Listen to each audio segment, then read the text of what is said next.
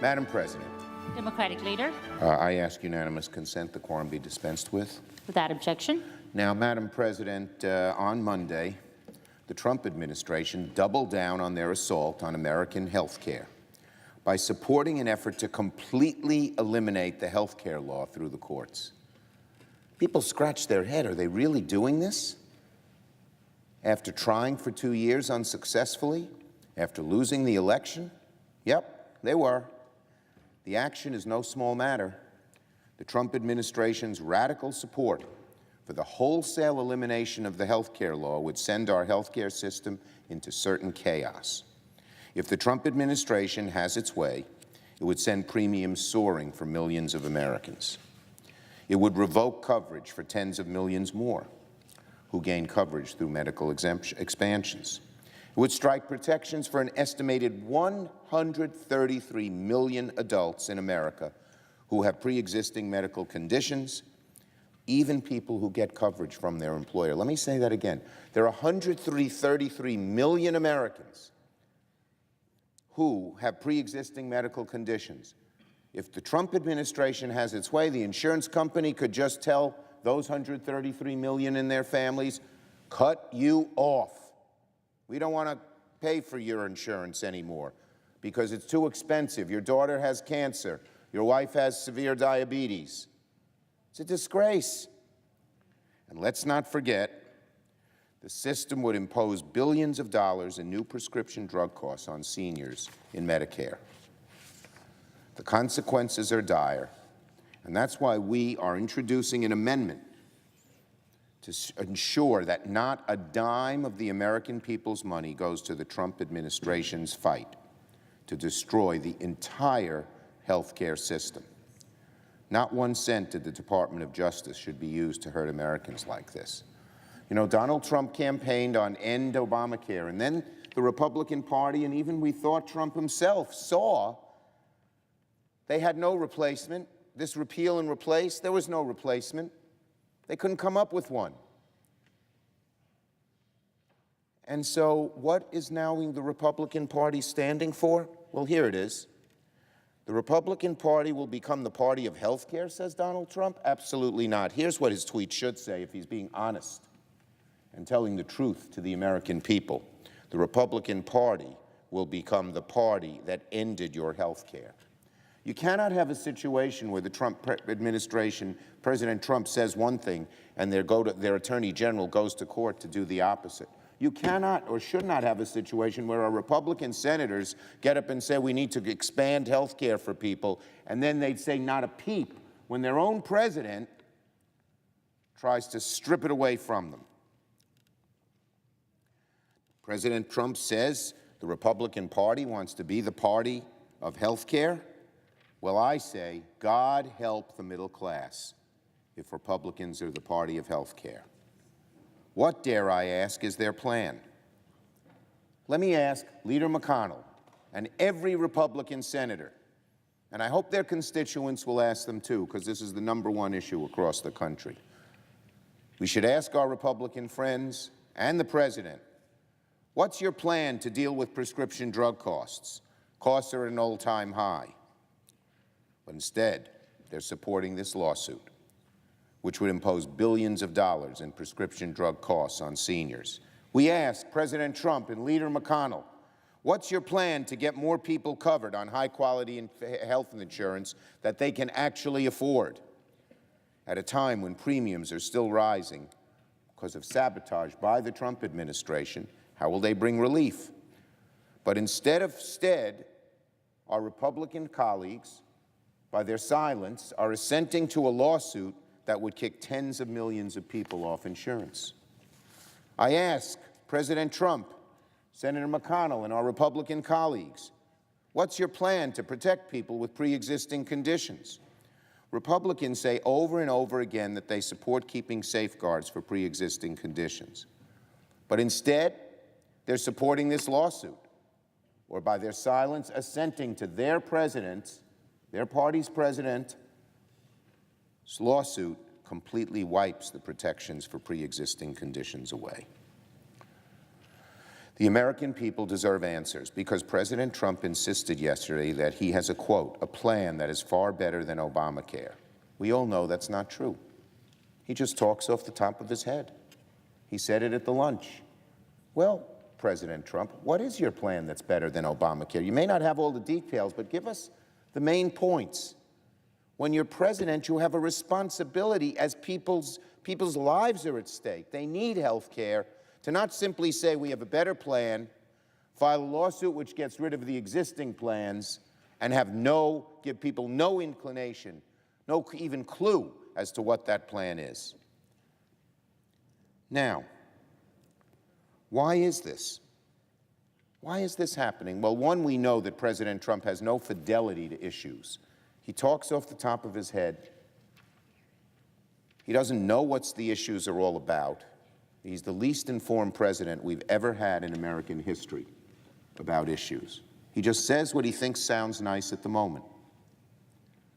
But then his administration does the hard right thing all the time, the extreme thing that's in the narrow special interest, but not in the American people's. President Trump's actual administration seems to be far to the right even of the mainstream of the Republican Party. Why does that happen? Well, here's one reason. As reported last night, Mick Mulvaney, who is now the chief of staff, was OMB head and still sort of has a lot of say over that agency. It was reported last night it was Mick Mulvaney, against the advice of others, who convinced President Trump to take this radical position on health care. So we all know who's holding the strings, who's putting in President Trump's head, these hard right ideas which his administration continually effectuates and almost never backs off from. We now seem to be living in the Mick Mulvaney administration. The same person who said we need to end Medicare as we know it, that, Mr. President, should send a chill down every American spine. Let me repeat that again. The Mick Mulvaney administration, which President Trump is a willing follower, if you will, says we should end Medicare as we know it. Do Americans believe that? Nope. Do Republicans believe that? Not most of them. But this man, Mulvaney, not elected, puts ideas in President Trump's head, and that's what President Trump does. So make no mistake about it. The ultimate responsibility is President Trump's. But when you wonder why the words the president says so differ from so many administration policies, and it's the policies that are hurting Americans, the reason is Mulvaney. So here's what the Mulvaney administration looks like. Extreme budget cuts to the programs that the middle-class families depend on. Cuts to the Department of Education, Transportation, and Science, severe cuts. Severe cuts to EPA. Cuts to programs that are most in need, SNAP. Cutting Medicare faster. And repeated government shutdowns. Yesterday it was reported the administration is considering no more Fannie and Freddie, no more help for the middle class to buy a home. Another great Mulvaney idea. Mick Mulvaney was one of the 5 most hard-right people in the House of Representatives, one of the authors of the previous shutdown. His views are far, far away from the average American. And Donald Trump, who gets full blame for Mulvaney's ideas because he's enacting them, seems to be following him lock, stock, and barrel. If the president actually campaigned in 2016 on these Mulvaney ideas, he would have been roundly defeated. If he goes back, when he goes to Michigan tonight, and if he talked about these Mulvaney ideas, he'd get booed even by his own supporters. But he enacts the Mulvaney ideas. His Justice Department is now suing to get rid of health care.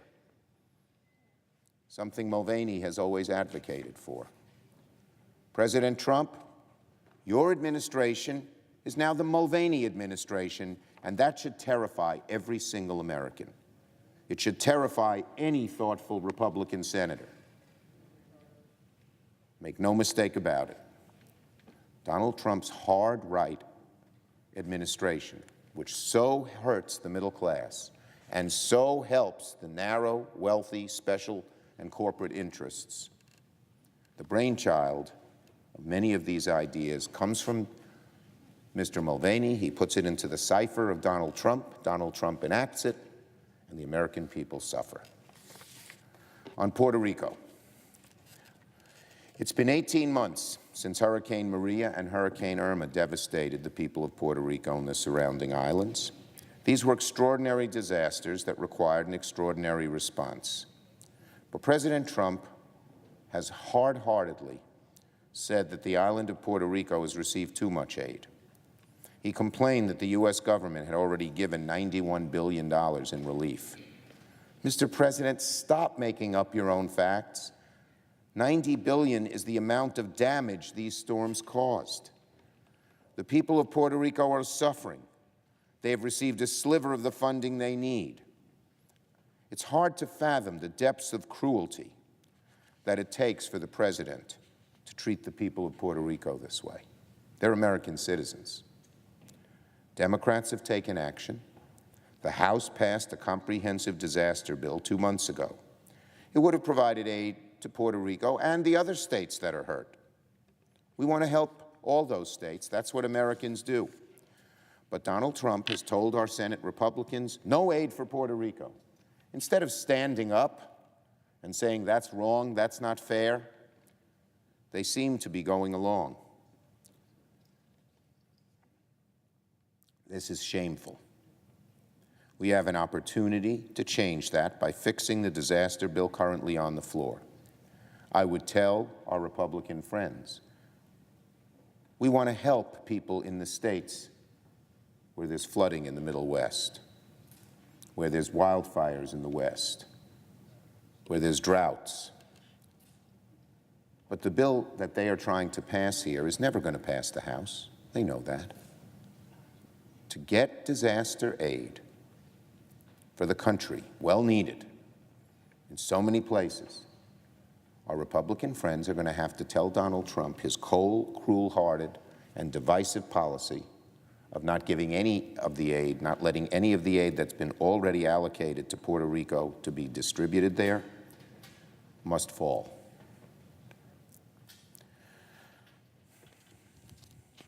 Finally, Mueller. One final matter. Yesterday, for the second time this week, Leader McConnell blocked our request made by the ranking member of the Judiciary Committee, Dianne Feinstein, to make public the full report authored by Special Counsel Mueller. I want to thank Senator Feinstein for making the request and for standing up for transparency. As Senator Feinstein said, a 4-page summary from a political appointee is hardly a sufficient substitute for Special Counsel Mueller's 2-year investigation. There are reports this morning that the Mueller report is over 300 pages. All we have gotten is a 4-page summary by someone appointed by the administration who, before he took office, felt the president could never, almost never, be called for obstruction of justice, one of the main parts of the Mueller investigation. For Mr. Barr to quickly issue a 4-page report in his attempt to try and exonerate President Trump, and now to delay the release of an over 300-page report written by Mueller so the American people and we senators and congressmen can see what was written, has too much of the odor of political expediency to help the man who appointed him, President Trump. The American people have a right to know the full scope of the facts behind Russia's interference in our election. The American people have a right to make their own conclusions about actions taken by this administration. The American people deserve to have full confidence in the integrity of our system and the impartiality of the rule of law, and only the full release of the report can affirm that. What I'm saying here shouldn't be controversial. In the House, it passed 420 to nothing to make the resolution to make the full report public, voted for by such partisan defenders of the president like Representative Jordan and Representative Meadows. And transparency, we all know, is all the more important because the Attorney General has made no secret of his antipathy towards this investigation and appears intent on holding the report secret for as long as possible. I guess his hope is, let the dust settle and then no one will pay attention. Well, he's wrong about that. He's prolonging this thing. Remember, this Attorney General made clear that he was hostile to the special counsel and opposed to Mueller's inquiry into obstruction of justice, and then he opines about it 2 days later without showing anybody any backing? That is so wrong. According to press reports in his phone call yesterday with Mr. Nadler, Mr. Barr would not even commit to releasing the whole report at any time. He wouldn't commit to a date. He wasn't even willing to disclose how many pages are in the counsel's report, as if that were some kind of state secret. As I said, since that conversation, there are reports that it's over 300 pages. If it is, it's just disgraceful for Mr. Barr, who was able to read through it and summarize it in 48 hours, not to say now he can't release it because he's busy culling it. The administration, the Attorney General, must end the stalling and the secrecy. It's not going to be a happy opening chapter for the Attorney General when history looks back upon what he has done. We should make the report public now. I yield the floor.